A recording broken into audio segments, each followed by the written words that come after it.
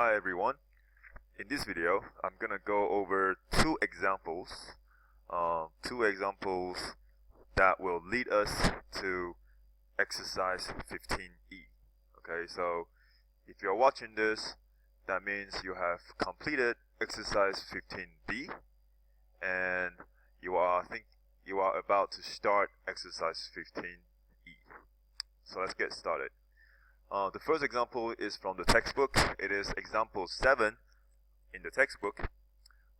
Please go ahead and pause the video now. Understand the context given here. Okay, welcome back. I hope you guys have read the question and understand what they want us to do. So, we have, it is given to us that in a box of flowers, and that box has a lot of flowers, carnations, but one fourth are red. Right, so this is my P. My P is equal to 1/4. The rest are white. Okay, so 1/4, a quarter of the flowers are red. The rest are white. Now, we are gonna pick up carnations. We're gonna pick up flowers randomly from the box. They're asking us how many flowers must be picked so that the probability that there is at least one red is greater than 0.95. Okay, so you can sense that this question, this example here, is a little bit different from what's given it's different from the exercises, the examples that we have came across.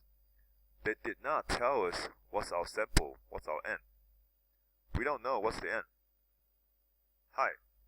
In this video, I'm going to go over two examples. If you're looking at this video right now, that means you have completed exercise 15D. Congrats to that. Make sure you guys have checked your answers as well. Now, before you start with exercise 15E, this video should help you out. So the first example is from the textbook. It is example 7. Alright, so let's get started. So, you can see that if you pause the video, you can read the question, try to understand the context here. Okay, so welcome back. So now what I have put down here is the probability for red carnation is 1/4. The probability for red is 1/4. In the box, there's a lot of flowers, and we are just gonna pick random carnations. Okay, we're gonna pick random carnations from the box. Now, the thing is, how many flowers do we need to pick so that we have at least one red? The probability for at least one red is gonna be greater than 95. So they're asking for how many flowers must be picked. In other words, they're asking us to find n. So this example here is a little bit different from the examples that we have came across so far. In the past, they would always give us the n, whereas over here, they're asking us how many do we have to pick so that the probability for at least one red is going to be more than 0.95. So they gave us a probability. They gave us the condition of the random variable, but they want us to find the n. Okay, so let's do this. Let's define my random variable first. So my x, let my x be the number of red. Okay, I'm just gonna put that down. Number of red carnations. You have to define your random variable x. Okay, please make sure you have that. And my x is a binomial distribution, where my n, I don't know, so just leave that as an n. And my probability is red, is 1/4, so this is 1/4. So this is how you kind of set up the stage, okay?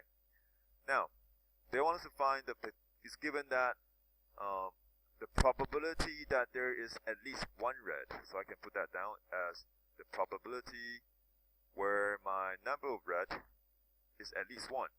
That means greater than or equal to 1. Right? And that probability is greater than 0.95. Greater than 0.95. So this probability here is greater than 0.95. Alright, cool. I'm going to show you guys how to solve this algebraically.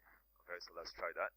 So, if you guys remember the equation where the probability of x is equal to r, that is equal to n r, the probability of p to the power of r, and this is 1 minus p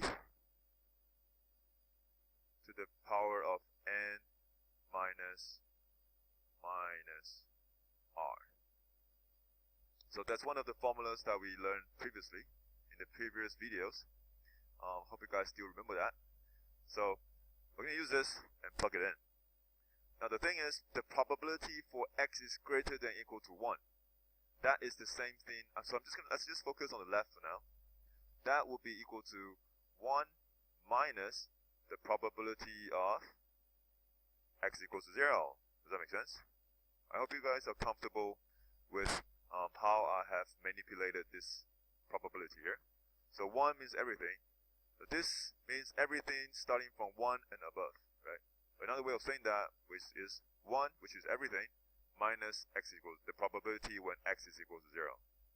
And for me to find this will be equal to 1 minus the probability of that is, so my n in this case, I don't know. My r is 0. My p is 1/4. This is 1/4. My r is 0. My 1 minus p, that's 3/4. So you can kind of do that in your head. 3/4. And this will be n minus r. So n minus 0, that still gives me n. Okay? This is, for now, I'm only focusing on the left. So let's simplify this for now. This is going to be 1. This is also going to be 1. So what I have is actually quite clean. Okay. So I have 3/4 here. 1 minus 3/4 to the power of n. That's what my probability for x is greater than or equal to 1. I'm just going to put this, I'm going to replace the left hand side with what I have here. So I have 1 minus 3/4 to the power of n is greater than 0.95. And I'm going to minus 1 to both sides. I will have negative 3/4 to the power of n greater than negative 0.05. Okay, so I need to bring the n down. Right, so let's take care of the negative for now. So if I multiply negative, this goes away. That goes away. But be careful with your inequality sign. Since we're multiplying negative to both sides, this now becomes, we have to flip it. Okay, so now it's flipped. So I have 3/4n. 3/4n is less than 0.05. Okay, be careful with that flipping. And now we can just use our knowledge on exponential functions. I can ln the left, ln the right. So the n goes to the front. So my n is less than. Wait, let me go back a few steps. So I'll have n ln of 3/4. Now I want you guys to put that value ln of 3/4 in the calculator. And if you do that, you will see it is actually a negative value. Right? It is a negative value. So if I divide ln 3/4 on the left, if I do that, I need to flip my sign again. I need to flip it. Okay, so on the left hand side, if I divide this by ln of 3/4, it is a negative value, so I have to flip my inequality sign. This is the same thing here, ln of 3/4. Sorry about the handwriting. Now, if you put that in your calculator, your n is greater than 10.4, blah, blah, blah. Okay, so this is your final answer. This is your final answer. L is greater than 10.4. The thing is, they're asking us how many flowers must be picked. So we cannot have 10.4 flowers. So we must pick 11 flowers. Okay?